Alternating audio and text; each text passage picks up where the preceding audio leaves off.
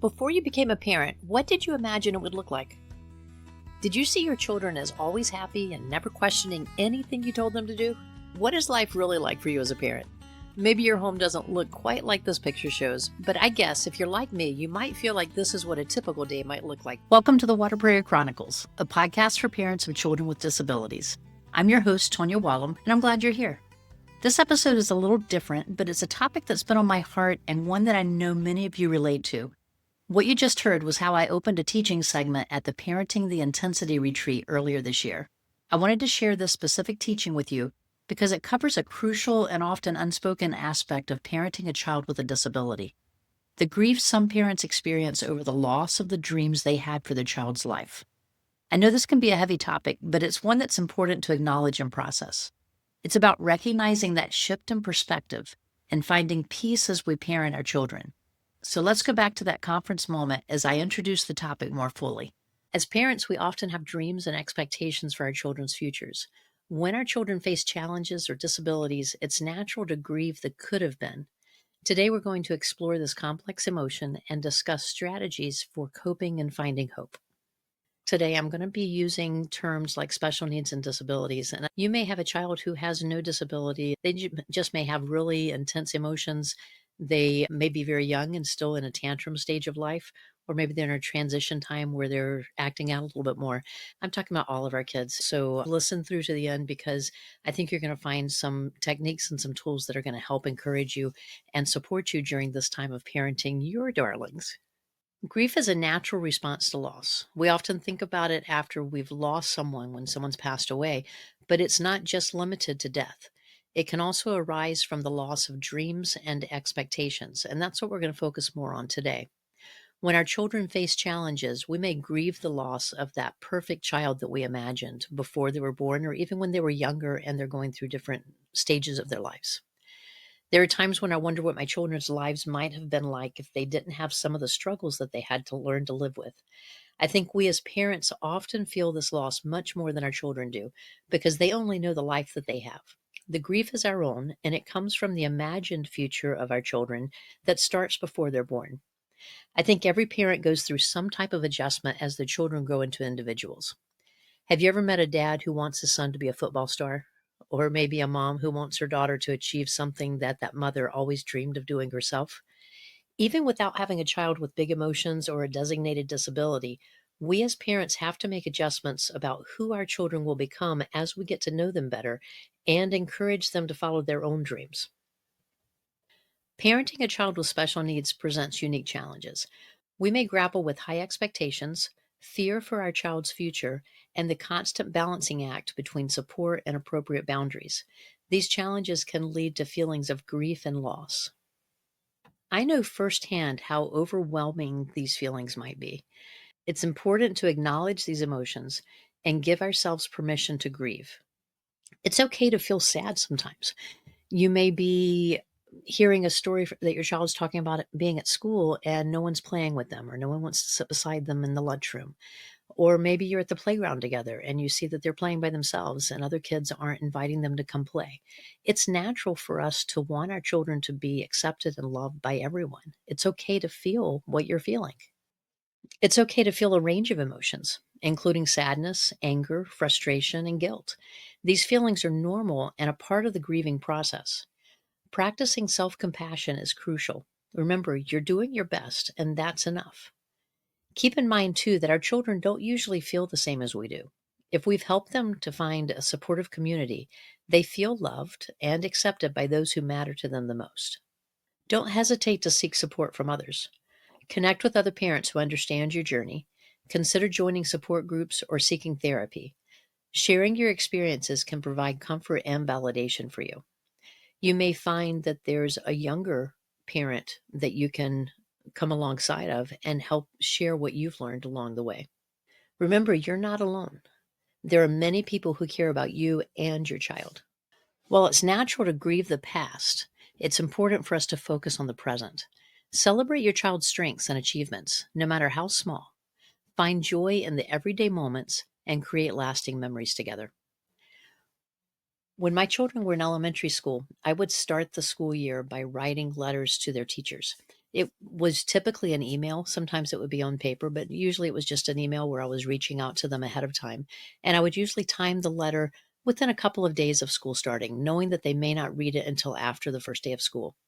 And I did this because my children both had educational plans in school. The teachers would have gotten a file on them. And in the file, it would have all the things that they needed help with, where their challenges were.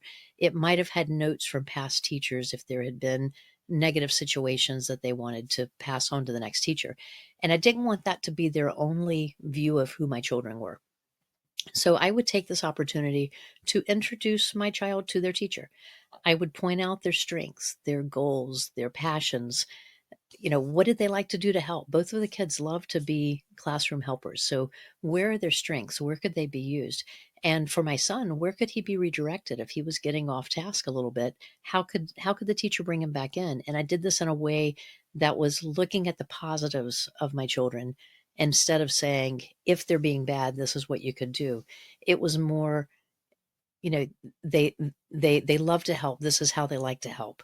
Or these are what their passions are. Are they into dance? Are they into sports? Do they like art? Do they like writing? And it might be something that goes beyond what a teacher might assume that they can do because of a disability that they may have. So for example, my son has dysgraphia. Maybe you have a child with dysgraphia who loves to write. It would not be an assumption that a teacher would make. My daughter's very visual. Even though she's visually impaired, she loved art, she loved writing. She did a lot of things that could have been a deterrent for her because of her vision loss. But a teacher wouldn't have thought of that naturally. And so it gave them a way to know how they could encourage and support my children. But it also gave them a way to see them for who they were. And it always seemed to help. And it also helped my relationship with them when I did have to come in for a parent conference or if there was a question about something. Adjust your expectations to align with your child's unique abilities and needs. Embrace their individuality and celebrate their progress. No matter how small, let go of the unrealistic expectations and focus on what truly matters. When my husband and I first learned that Emily was visually impaired, one of our early questions was, how is she going to get around as an adult? Will she be able to drive? Where will she need to live?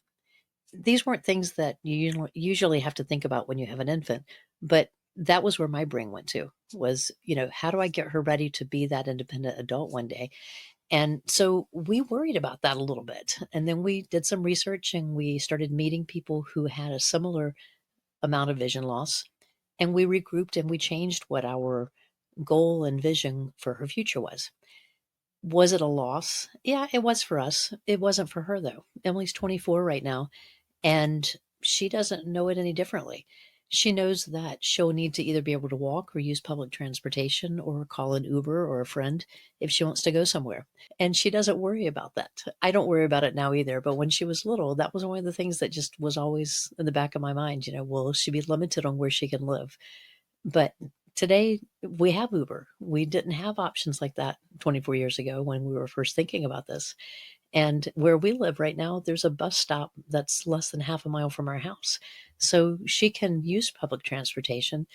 She's gone into cities and ridden the metro system. So she's able to figure this stuff out.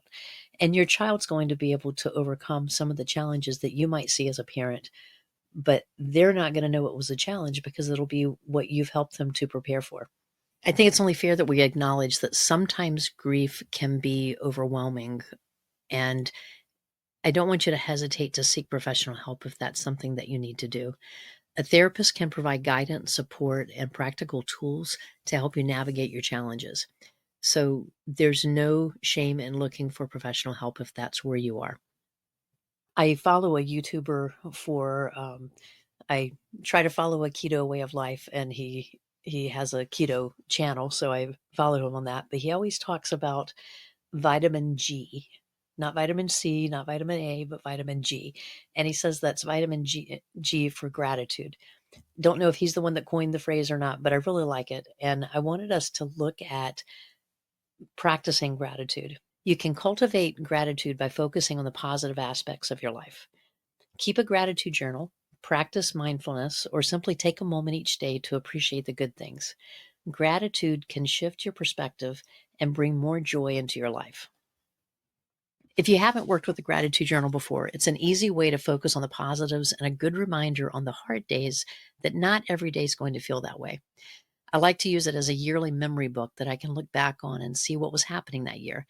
And you can add photos and anecdotes of the fun things that happened throughout the year. I like to put like quotes from my children or a little story of what we did, just as a way to remember it. As we close, remember that grief is a natural part of the human experience.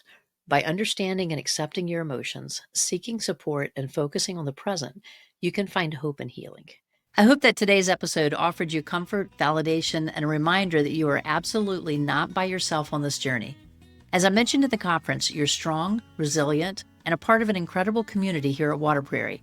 In the presentation, I briefly touched on the power of mindfulness, and as part of the conference, I created a free mindfulness guide to help you practice these techniques in your daily life. If you'd like to access that guide and receive more support and resources from Water Prairie, you can download it for free by visiting waterprairie.com/calm. That's waterprairie.com/CALM. I'll put the link in the show notes along with information about the Parenting the Intensity retreat where I spoke. If this episode connected with you, please share it with another parent who might need to hear it. And if you haven't already, make sure to subscribe to the Water Prairie Chronicles wherever you listen to podcasts so you don't miss future episodes. Until next time, remember to cherish those small victories, embrace the love, and take good care of yourselves. I'll see you next time.